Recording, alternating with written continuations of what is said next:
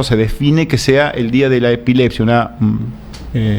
Usted me dirá que es una enfermedad, es un síndrome, ¿qué es exactamente la epilepsia? Por lo pronto, lo que te puedo contar es que ya se ha hecho costumbre que se decrete un determinado día al año. A veces es porque fue el nacimiento de una persona notable, o el día del descubrimiento, o el fallecimiento, pero también en otras ocasiones directamente se elige el día buscando algo libre en el calendario. Claro. Y acá lo importante es la concientización y hablar de la patología. Y en este caso, pensá que la epilepsia es un cuadro que lo tiene en Argentina 13 personas cada 1000 habitantes. Es un número muy importante. Sí. En el planeta te diría que eso oscila entre 4 y 70 según el país que vos elijas. Habitualmente en los países no desarrollados la cifra es el doble de los países desarrollados, porque los problemas nutricionales y quizás cuestiones que tienen que ver con embarazo y parto obviamente no están todavía tan controladas. Y de todos modos la epilepsia se da en todos los países del planeta con mucha frecuencia. ¿Y qué es la epilepsia finalmente? Una descarga eléctrica de las neuronas de nuestro cerebro, que tiene 86.000 millones de neuronas y muchísimas conexiones, 350 trillones de conexiones. Entonces, las neuronas funcionan como por turnos, o sea, funciona una, la de al lado, la otra, la otra, la otra. El problema es cuando un determinado grupo funciona todo al mismo tiempo, en forma hipersincrónica. Esa onda eléctrica se contagia, arrastra a todo el cerebro, gran parte, descarga todo junto, y esa es la crisis epiléptica. Por eso es que vos a veces ves esos pacientes que hacen la convulsión tónica, se contraen todos, pierden el conocimiento, que les dura segundos o un minuto, que incluso no respiran ahí, después se empiezan a mover, que eso puede durar varios minutos, y después quedan como profundamente dormidos, que es un cuadro de coma post-convulsivo. Doctor Pero no Anderson, todas las crisis epilépticas son así generalizadas, a veces son ausencias, a veces son actos automáticos, todo depende de cuál es el grupito de neuronas que se encendió y generó la crisis. Doctor, dos preguntas, y son desde el más absoluto desconocimiento. Yo me crié en un barrio que se llama, sigo en el mismo lugar, Santa Justina, y teníamos un vecino de nuestra edad en ese momento, que le daban muy a menudo ataques de epilepsia. Cuando usted me dice que es una descarga eléctrica, ¿es literal es una descarga eléctrica? Y si es así, ¿se ha calculado la magnitud de esa descarga eléctrica? ¿Se pudo calcular? Bueno, vos fíjate que la actividad eléctrica cerebral la medís perfectamente con un electroencefalograma.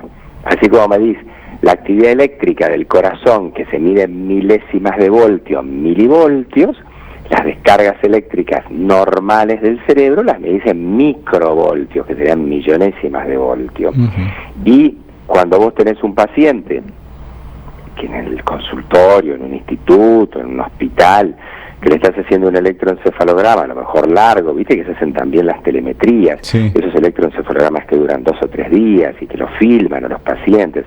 Nosotros en el Instituto de Neurología de Buenos Aires, estamos en la ciudad de Buenos Aires, hacemos esos estudios y los pacientes muchas veces tienen crisis durante el estudio.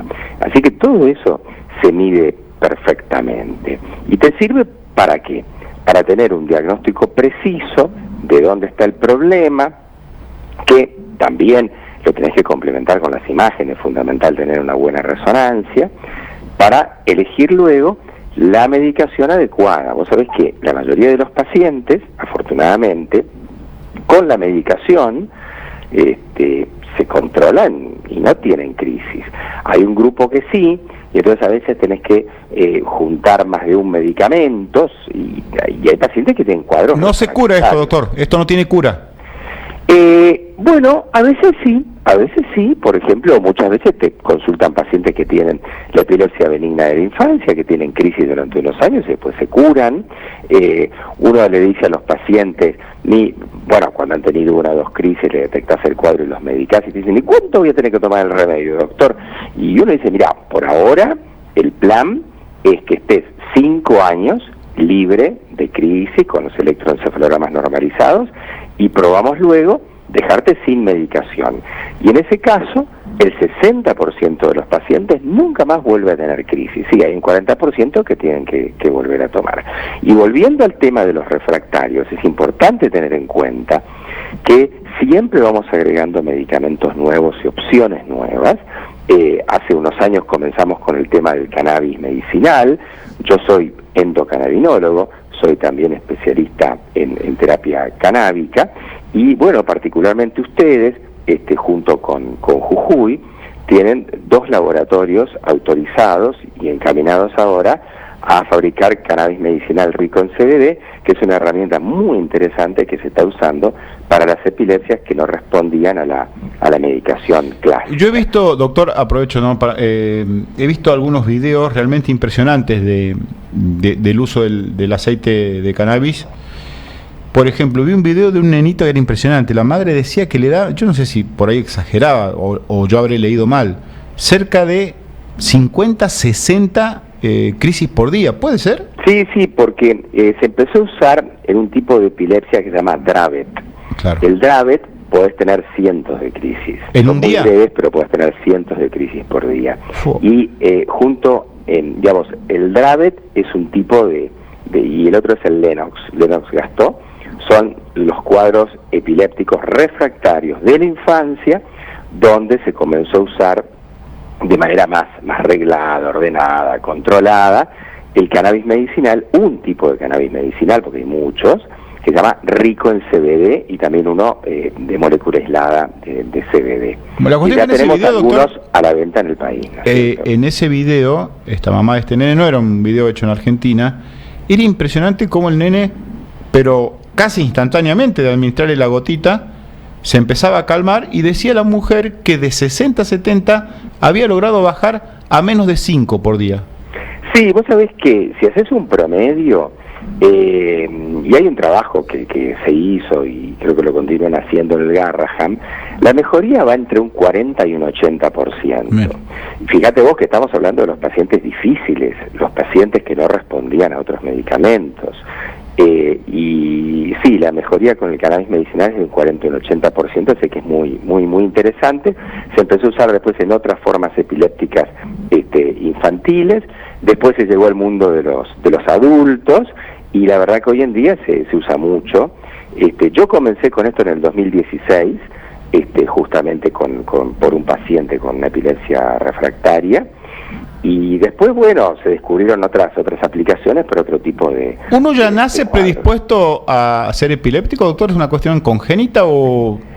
Mira, siempre tenés que tener un daño estructural, una cosa orgánica, un problema del hardware, digamos, del cerebro. No es un tema psicológico, es un tema orgánico, eléctrico, como te decía, pero esa mala conexión la puedes tener.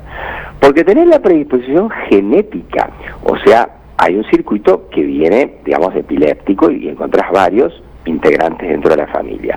O porque, por ejemplo, la mamá tenía un déficit de ácido fólico. Y entonces tiene una malformación neurológica al bebé. No es genético, pero la carencia de ácido fólico es responsable de la mayor parte de las malformaciones neurológicas del embarazo. O tuviste un problema en el parto. En el parto hay nenes que tienen problemas de hipoxia, por ejemplo. Entonces tienen lesiones como si fuera un infarto cerebral o una ACV, digamos. Y también puede tener una meningitis, un golpe en la cabeza, y claro, porque vos tenés después también picos en la adolescencia, habitualmente son porque tenían una lesión antigua del parto o algo genético, y después tenés un pico también en el adulto mayor, que es por pequeños ACV ubicados estratégicamente. Así que tenés muchas causas para poder tener crisis epilépticas.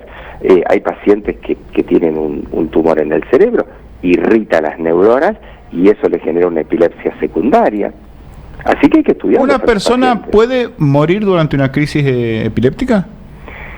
Sí, no es frecuente, pero puede ocurrir, sí, por supuesto, sí, claramente, y a veces es porque tienen problemas respiratorios o porque la crisis es muy prolongada, o también porque sufren un accidente. Vos pensás que vos podés tener una crisis epiléptica manejando, podés tener una crisis epiléptica subido una escalera, manejando una moto, o buceando, hay situaciones que te ponen en un riesgo realmente muy grande si perdés el control de lo que estás haciendo. Doctor, ¿qué tal? Florencia lo saluda. Hola, Florencia. Los lazos afectivos, ¿cómo influyen? ¿Pueden beneficiar? ¿Pueden ser una especie de terapia alternativa ante estos ataques? La epilepsia no tiene vinculación con lo psicológico. Es un tema exclusivamente orgánico que se resuelve con medicación. Eso en cuanto a la enfermedad en sí. Es como si me preguntaras del Parkinson. Los lazos afectivos siempre es importante tener actividad física, intelectual, social, todo eso por supuesto que es muy importante, pero no, el control directo de la enfermedad pasa por la medicación. Y en algunas epilepsias que son muy refractarias, pasa por colocarles una especie de marcapasos, que es un aparatito, o pasa por hacer algún tipo de cirugía, sacando el circuito que les está complicando la vida. Siempre va a pasar por algo estructural. Doctor, la última, y agradeciéndole infinitamente la buena predisposición, seguramente lo vamos a llamar en otra oportunidad por algún otro tema relacionado con la neurología. Me interesa saber algunas otras cosas más. Hay una película que se llama El Aura, una película, justamente hablábamos un rato de Darín, y esa película habla de que las personas que están a punto de sufrir el ataque epiléptico ven el aura de las personas. ¿Eso es un mito o es una realidad? Mira, lo que te puedo decir es que hay algo que se llama aura y pródromo, pero no tiene relación con ver algo, digamos, en los demás ni con un poder particular. El pródromo es una sensación rara, como de malestar o algo especial que te define. El paciente te dice, mire, yo siempre que me siento así, termino teniendo una crisis. Ese es el pródromo, que puede tener incluso algunos días. Y el aura es algo que está muy pegado a la crisis. Yo tengo un paciente que huele a goma quemada, y no hay goma quemada en el ambiente.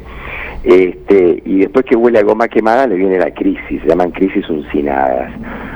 Vos sabés que eso tiene que ver con que hay determinadas neuronas que se empiezan a encender y que son vecinas de los circuitos neuronales que te terminan generando la crisis. En el fondo es como una alucinación. Claro.